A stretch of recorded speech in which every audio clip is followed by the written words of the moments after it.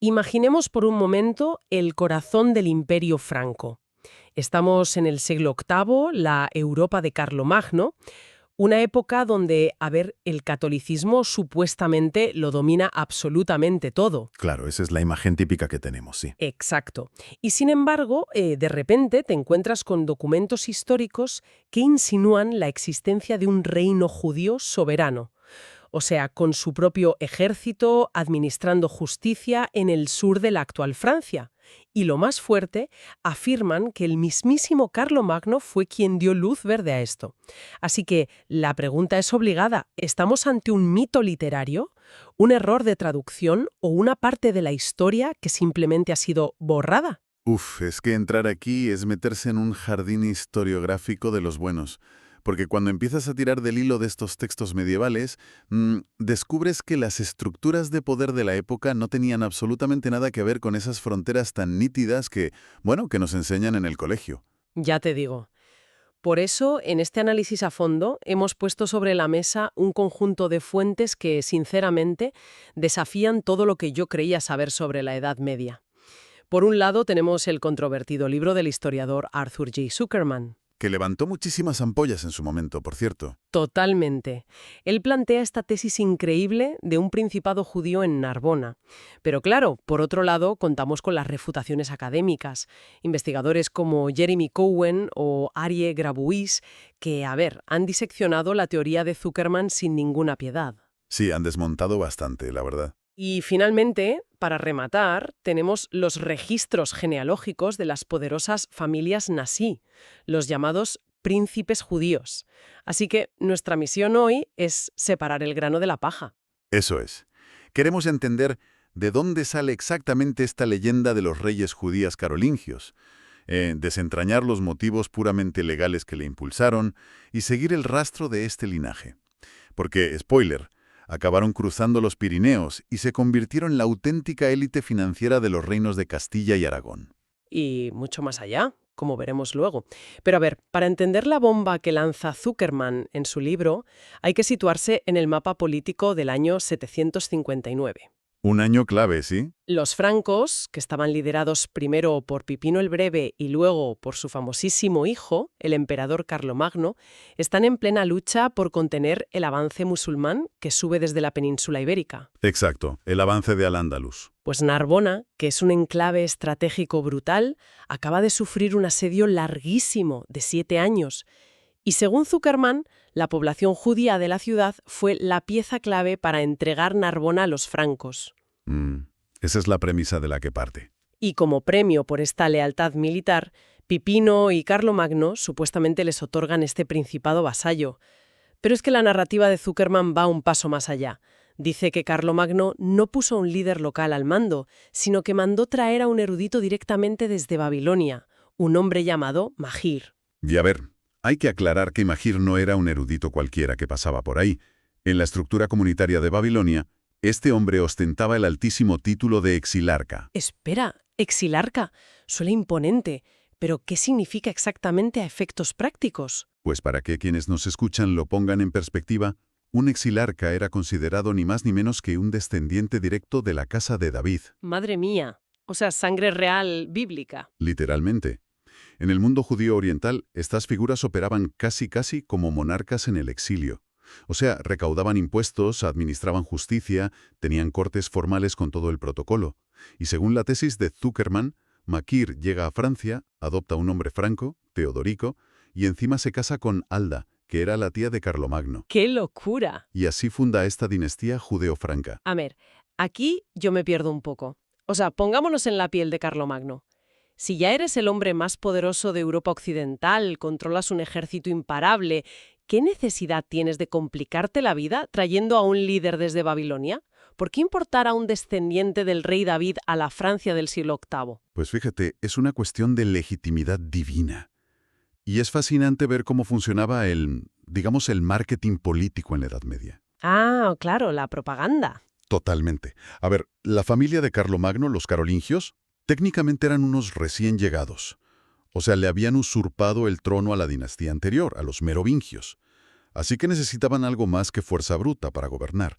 Necesitaban justificar ante todo el mundo que Dios los había elegido a ellos. O sea, un sello de aprobación celestial, por así decirlo. Exacto. Y al traer a un exilarca babilónico, emparentarlo con su propia familia y convertirlo en vasallo, Carlomagno lo que estaba haciendo era comprar esa inmensa autoridad bíblica. O sea, se presentaba ante el mundo cristiano entero como el sucesor natural y legítimo de los reyes del Antiguo Testamento. Pues me parece una maniobra de relaciones públicas brillante, la verdad. Y además, si lo piensas, la jugada geopolítica también tiene mucha tela, porque si ese tal Makir mantenía buenas relaciones con el califato abasí en Bagdad, que a su vez eran los enemigos a muerte de los omeyas que gobernaban en España, Carlomagno conseguía de rebote un aliado estratégico. Claro, un puente diplomático perfecto con Oriente. Brutal. Pero es que Zuckerman insiste en que esto no era solo un título honorífico, un papel mojado. Él argumenta que el hijo de este Makir, que en las crónicas francas aparece como Guillermo de Guilone, llegó a liderar campañas militares importantísimas. Por ejemplo, la conquista de Barcelona en el año 803. Sí, y ese punto de la teoría es precisamente uno de los más controvertidos. Es que a mí ese detalle me dejó estupefacta cuando revisaba las fuentes. A ver, Zuckerman afirma que, en pleno asedio de Barcelona, el ejército franco, comandado por este Guillermo, detuvo deliberadamente las operaciones militares. ¿Para qué? Pues para no profanar el Shabbat y para respetar las festividades judías de otoño. Suena increíble, ¿verdad? Es que estamos hablando de un ejército imperial deteniendo toda una guerra por el calendario hebreo. Y además, Zuckerman señala que en la propia ciudad de Narbona, la residencia de esta familia aparece en los documentos oficiales bajo el nombre de Cortada Regis Judaeorum, o sea, la corte del rey de los judíos. A ver, es cierto que los textos latinos y los poemas épicos de la época, si te pones a leerlos con cierta lente, digamos, con ganas de encontrar algo, parecen insinuar un estatus casi soberano para esta familia. Y de ahí es de donde Zuckerman construye toda esta grandiosa imagen de un principado independiente. Pero pongamos los pies en la tierra, en la teología medieval pura y dura. La Iglesia Católica es la gran diseñadora de la sociedad en esta época. Me cuesta horrores imaginar al Papa en Roma, viendo cómo un rey judío gobierna sobre cristianos, les cobra impuestos, lidera ejércitos y quedándose de brazos cruzados, tomándose un vino. Y no lo hizo, desde luego que no. De hecho, existe un documento crucial del año 768. Es una carta redactada por el Papa Esteban III, y es un texto durísimo. Va dirigido a las autoridades eclesiásticas y nobiliarias del sur de Francia. Imagino que estaría echando humo. Literalmente, el Papa manifiesta una indignación absoluta porque los judíos de la región poseían tierras en pleno derecho, es decir, lo que en términos históricos llamamos propiedades alodiales, y lo que más le escandalizaba, pero de lejos, era que emplearan a cristianos para trabajar en sus viñedos y en sus campos. Claro, es que para la mentalidad del Vaticano de aquel entonces eso era como invertir el orden natural del universo, ¿no? Totalmente. O sea, la doctrina de la Iglesia establecía firmemente que la comunidad judía debía vivir en una situación de subordinación muy visible. Era como un testimonio teológico. Así que un cristiano trabajara la tierra de un señor judío rompía ese esquema por completo. Ya, pero lo revelador aquí es qué hicieron los reyes carolingios al respecto. Exacto. El silencio. Ignoraron la carta por completo. Qué fuerte. Es que en ese momento histórico el pragmatismo pesó muchísimo más. Pipino, y luego Carlomagno, necesitaban mantener segura la frontera sur contra al-Ándalus. Las redes comerciales, la capacidad de administración y la lealtad de la población de Narbona eran demasiado valiosas. ¿No las iban a arriesgar por una cuestión de dogma papal? O sea, el emperador priorizó la seguridad nacional y la economía sobre las quejas del Vaticano. Hasta aquí, a ver, la historia es de película. Pero claro, cuando una historia es demasiado perfecta, la historiografía moderna suele venir a aguar la fiesta.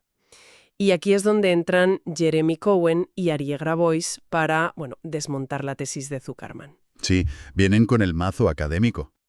Porque detectaron un problema metodológico muy grave en el trabajo de Zuckerman. A ver, para sostener esa idea de un gran poder militar y de batallas que se detenían por el Shabbat, Zuckerman confió ciegamente en los cantares de gesta.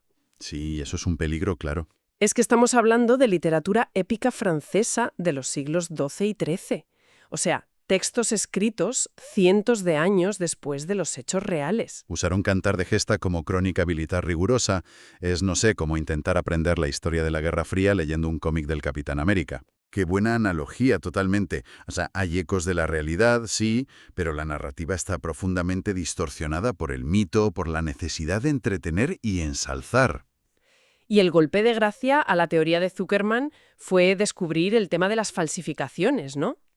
Muchos de los documentos legales en los que se apoyaba para justificar la existencia territorial de ese principado resultaron ser, bueno, un fraude.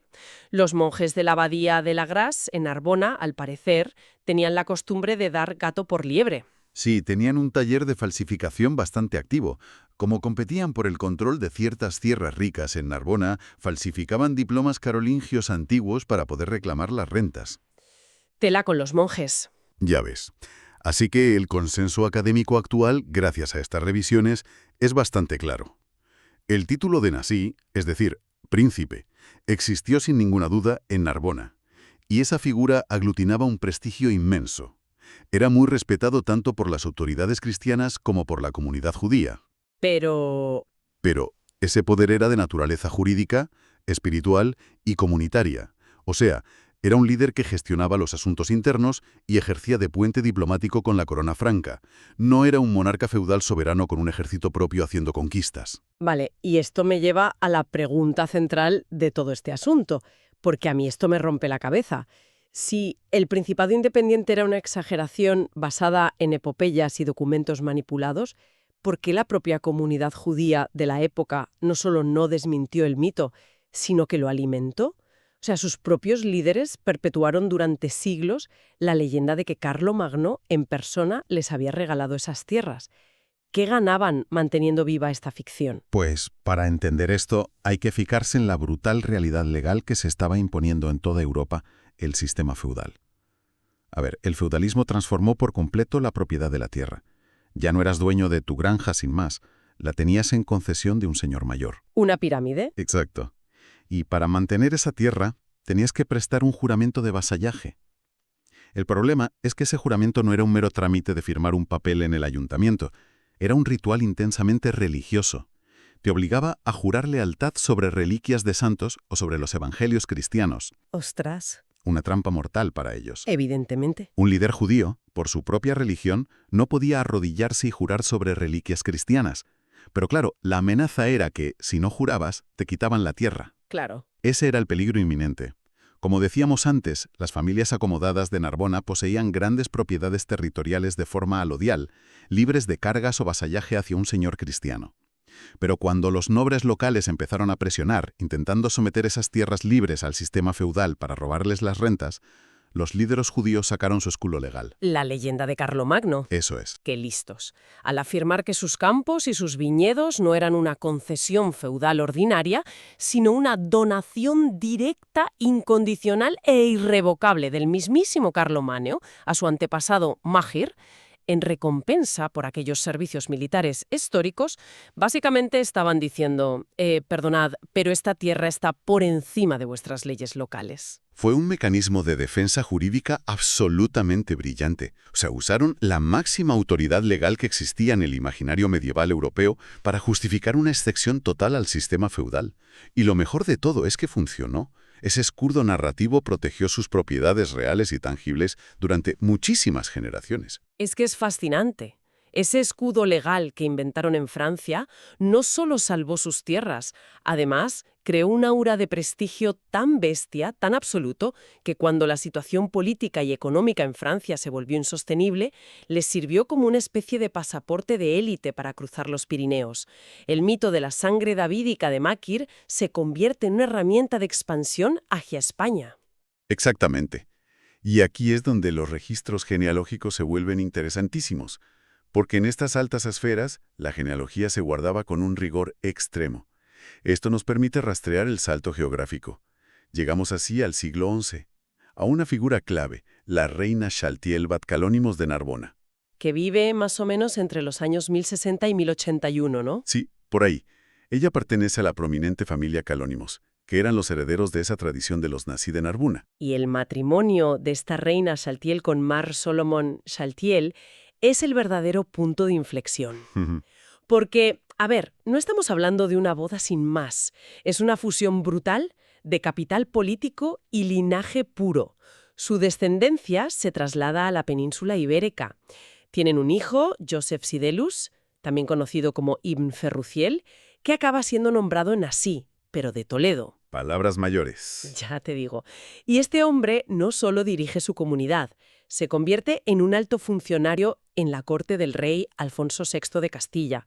O sea, estamos hablando de la época del Cid Campeador, para situarnos. Sí, y este movimiento ilustra una diferencia sociológica muy profunda dentro del judaísmo europeo de la época. A ver, en el norte de Europa, en las comunidades askenasíes, la estructura comunitaria tendía a basarse mucho más en el mérito académico. O sea, un líder era respetado por su conocimiento profundo del Talmud. Pero en el sur de Francia y en la península ibérica, en el mundo sefardí, se consolidó un modelo profundamente aristocrático. Funciona casi como una franquicia de poder, ¿verdad? Totalmente. Al casar a una figura como Reina Chaltiel, con líderes en Toledo o en Barcelona, la familia de Narbona no solo enviaba una novia, estaban abriendo sucursales de la legitimidad davídica en España. Estaban blindando a esas comunidades locales con el inmenso peso político que traía el linaje carolingio. Claro, es que en una sociedad ibérica que estaba tan estructurada en torno a la nobleza, tu pedigrí era tu moneda de cambio.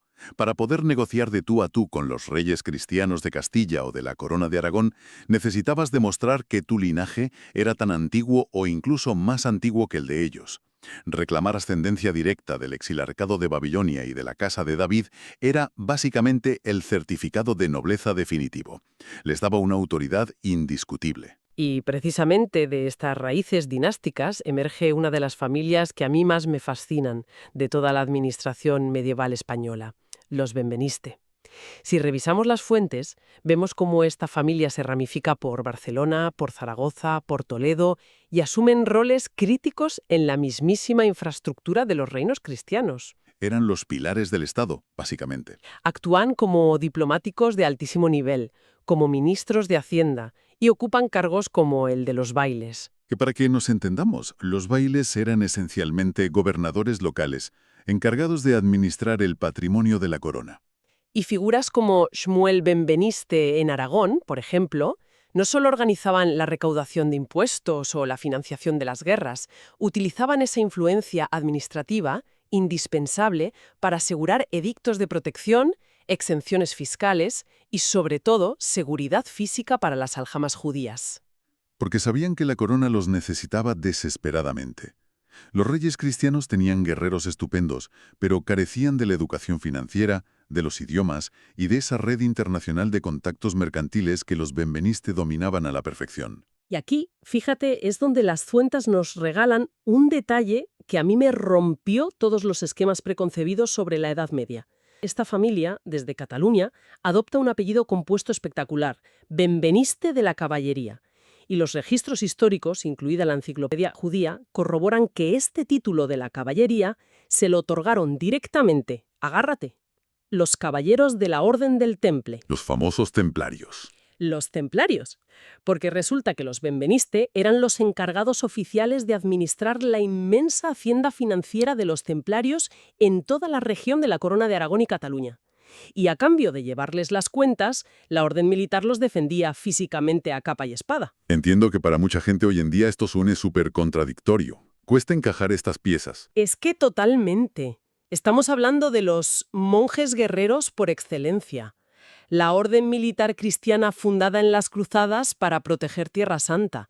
A ver, ¿cómo es posible que confiaran la gestión de absolutamente todas sus finanzas locales a una familia judía aristocrática?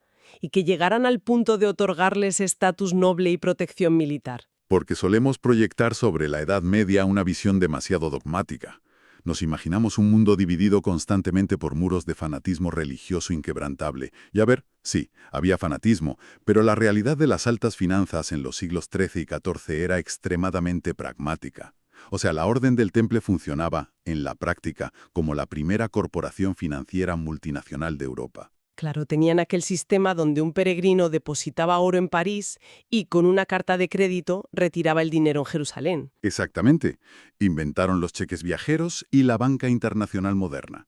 Gestionar ese flujo constante de capitales, evaluar propiedades, transferir liquidez entre reinos con divisas distintas, requería un conocimiento técnico abrumador. Y la nobleza cristiana, insisto, estaba entrenada para dar mandobles y montar a caballo, no para la contabilidad de doble entrada ni el derecho comercial internacional.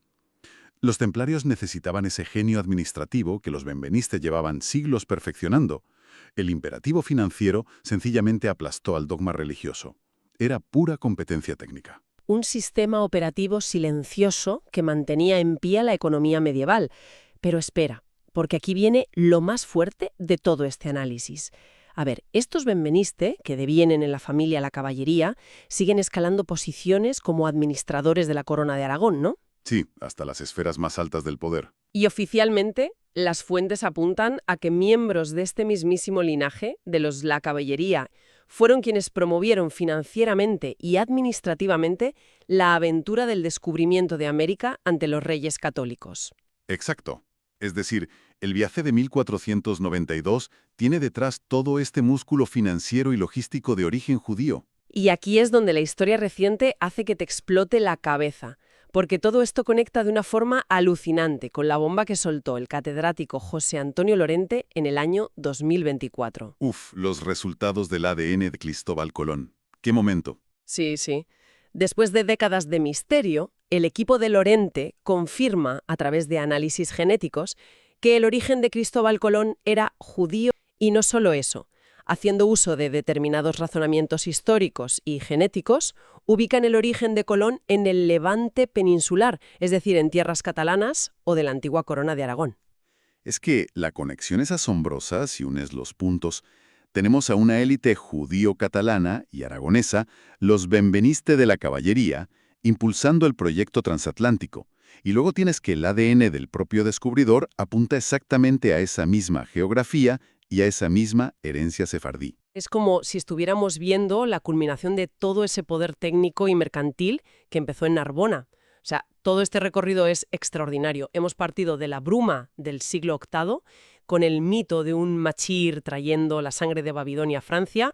Hemos visto cómo se usó ese relato como escudo frente al sistema feudal. Y cómo ese linaje tangible cruzó a la península, culminando no solo en banqueros de reyes y templarios, sino rozando el mayor descubrimiento geográfico de la historia. Totalmente. Y creo que este análisis nos deja una lección inmutable. A menudo nos obsesionamos con las coronas, con los mapas, con los reyes de los libros de texto. Pero la trayectoria de estas élites demuestra que el conocimiento técnico, el papeleo, las finanzas y la diplomacia son estructuras de poder muchísimo más profundas y resilientes que cualquier feudo. Sobrevivieron y prosperaron porque se volvieron la infraestructura indispensable. Eran el sistema nervioso de la corona. Pero hay un último hecho trágico y fascinante que las fuentes dejan abierto. A ver, el siglo XIV y el XV trajeron una violencia inmensa. Tras las matanzas de 1391 y la brutal orden de expulsión de 1492, el mismo año del descubrimiento, muchos miembros de estas sagaces familias tomaron la única vía para sobrevivir: convertirse al cristianismo. Claro. El fenómeno de los conversos. Y el ejemplo más paradigmático que tenemos es Salomón Alevi. Este hombre era miembro de la extensa red de la familia de la caballería y los benveniste, y tras convertirse, adopta el nombre de Pablo de Santa María. Pues bien, pasó de ser el rabino principal a convertirse, agárrate, en el mismísimo obispo católico de Burgos y canciller mayor del Reino de Castilla. Es que se asimilaron directamente en la cúspide de la jerarquía eclesiástica y nobiliaria española. Formaron el núcleo intelectual del nuevo Estado. Y eso nos deja con una incógnita gigantesca para que nuestra audiencia le dé una vuelta. Si figuras como Pablo de Santa María o el entorno de Colón continuaron asesorando a los reyes de España, ¿cuánto de ese antiguo genio administrativo, forjado durante siglos entre Babilonia, Narbona, Toledo y Barcelona, siguió fluyendo en secreto, dirigiendo los hilos del colosal imperio español bajo nuevos apellidos cristianos? Es una pregunta que sinceramente te obliga a mirar a todo el Renacimiento español con unos ojos completamente diferentes. Sin duda, queda muchísima historia por desenterrar, pero lo dejamos aquí por hoy. Hasta el próximo análisis a fondo.